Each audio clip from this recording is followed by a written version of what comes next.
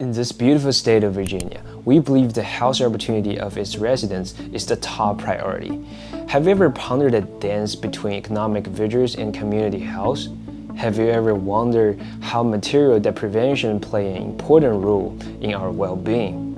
Today, we're going to explore how we've used machine learning to uncover the pathway to improve health opportunities in Virginia. We have found that not all communities have equal access to healthcare. Our program addresses this disparity.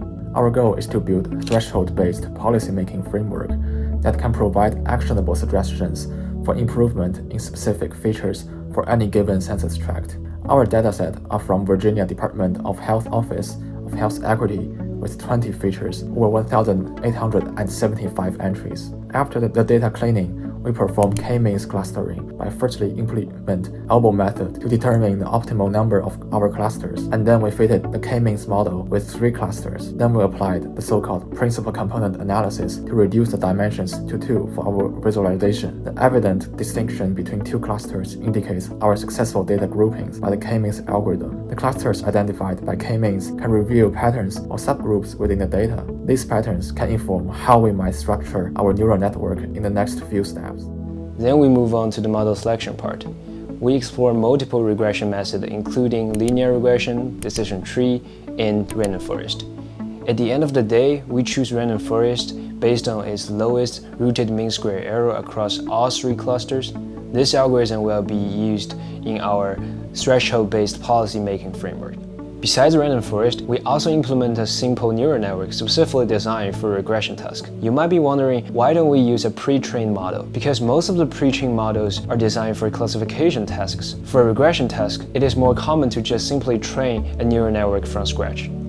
After building and training such a neural network model and, of course, cross-validate it, we introduce an analysis called SHARP analysis based on our neural network model. SHARP is a game theory-based approach for explaining the output of machine learning models. As you can see from our plot here, the features are listed in order of importance from top to bottom, which means the most important feature for the model's output is at the top of the plot. This is what we call the SHARP analysis summary.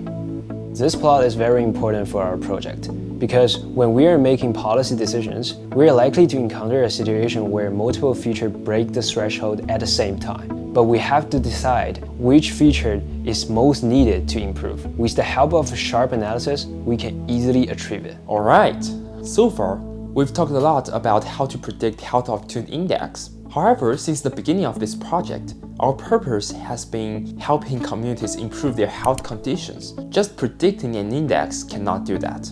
So our next step is to help communities make policies so that they can devote limited resources on several really significant features. The problem is that we don't have any data on policy making, so we'll have to do it in a creative way. Remember random forest we talked about earlier?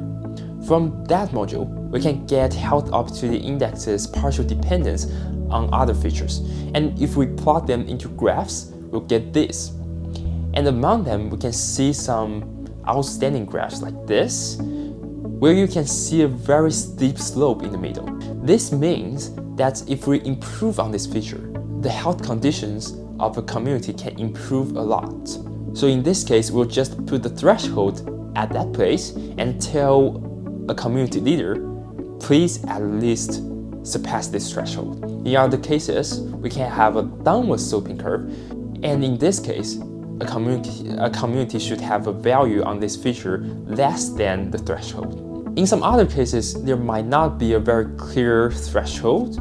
It might be just a smoothly increasing curve. And in this case, we'll just use the median value as the threshold and put it as the secondary feature, which means that the community should devote the majority of resources on it only if they have reached the standards of all significant features. And this is our final result.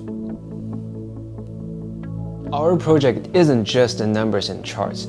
It is a tool for policymakers to prioritize interventions where they're needed most and keep the state of Virginia vibrant.